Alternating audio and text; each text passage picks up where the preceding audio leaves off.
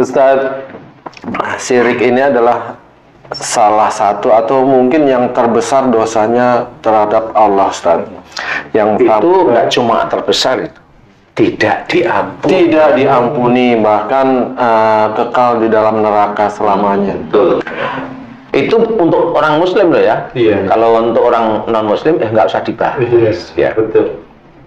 Nah, manusia yang syirik jelas-jelas adalah seperti Fir'aun yang mengaku dirinya Tuhan. Itu udah jelas syiriknya. Nah, saudara-saudara kita yang Muslim ini hampir tidak ada yang mengaku dirinya Tuhan, Ustaz. Ya. Namun sifat-sifat yang tanpa disadari atau memang nggak tahu menjadikan dirinya itu masuk ke ranah syirik. Mengaku bisa berbuat atas seseorang. Misalnya orang terkenal tuh karena dulunya tuh saya yang jadikan dia terkenal. Kemudian orang sukses, dulunya dia hidup di rumah saya tuh. Kalau nggak saya tolong nggak seperti itu. Nah, seperti itu adalah sifat-sifat syirik yang hampir sejajar dengan mengaku dirinya Tuhan jelas-jelas. Gimana Ustadz supaya orang itu paling tidak tuh berpikir 2-3 kali untuk berkata seperti itu sehingga terhindar dari sifat syirik yang halus gitu, Ustaz. Ya, sir ya. Memang itu ada kesulitan-kesulitan bagi saudara-saudara kita termasuk kita untuk menjadi selalu ingat sih. Makanya di kajian kita kan selalu mengingat bahwa tubuh kita itu milik Allah. Jangan merasa memiliki. Kalau ada sakit itu dosa kita. Kalau ada nikmat itu dari Allah, kan gitu. Kemudian kita bisa menyelesaikan solusi, memberikan solusi, menyelesaikan masalah. Kita bisa menyelesaikan masalah. Ingat ya, itu selesai karena Allah. Kenapa? Kita menyelesaikan lewat otak. Otak ini milik Allah. Kita bisa berpikir dengan bagus. Itu juga pikiran itu titipan Allah. Mulut kita digunakan untuk memberikan masukan, nasihat kepada seseorang sehingga masalahnya selesai. Mulut kita milik Allah. Makanya jangan sampai kita itu bilang, itu keluarga itu dulu mau bercerai, setelah saya kasih nasihat tidak bercerai. Sampai sekarang dia kalau nggak saya tolong. Nah, itu nggak boleh sudah. Karena pada waktu dia itu memberikan solusi, itu masih ditunggu oleh malaikat. Pada saat dia memberikan solusi itu, kapan dia ada ujub riak sombongnya? Dia nggak sebulan nggak keluar, 1 tahun nggak keluar, 5 tahun nggak keluar, 10 tahun bablas akhirnya. Itu juga sama, karena semua perbuatan-perbuatan yang kita kerjakan itu terkait dari mulai akhir balik hingga saat ini itu terkait semuanya.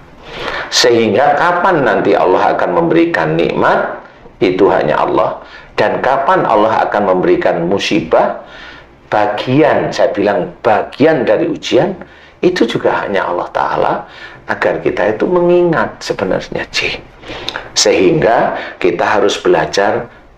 Satu, kita harus mencari guru itu yang betul-betul membimbing kita, nggak cuma lebih dekat kepada Allah Ta'ala, tetapi mengarah menuju nanti di akhiratnya surga, kan begitu ya. Kalau mamanya kita belajar saja, ilmu itu kan hanya dalam pikiran. Ada yang bisa diterapkan, umpamanya yang dulunya dia bekerja, mohon maaf nih ya, di bank konvensional, kemudian dia lihat kajian, kemudian dia berubah. Nah, ini dia akan berubah, gak ada persoalan seperti itu. Dia belajar, ada yang diaplikasikan. Kemudian dia paham bahwa kalau marah itu akan menjadikan mulai berurusan dengan penyakit. Dia berusaha untuk tidak marah. Tidak marah kepada siapa? Kepada pasangan, kepada orang tua, kepada saudaranya. Dia berusaha ini. Itu kalau itu dilakukan kan menjadi suatu kebaikan. Dia belajar untuk memahami bahwa Allah itu yang maha memberi.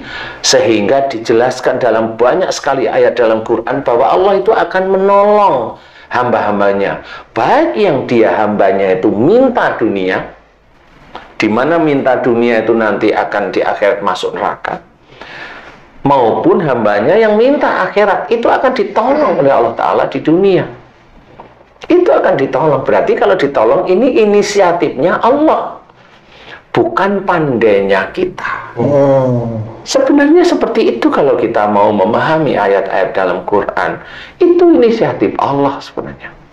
Makanya ada orang mau dia ngamalin apapun agar rezekinya terus gede atau bertambah atau lancar, dia seret, ya jangan salahkan siapa-siapa.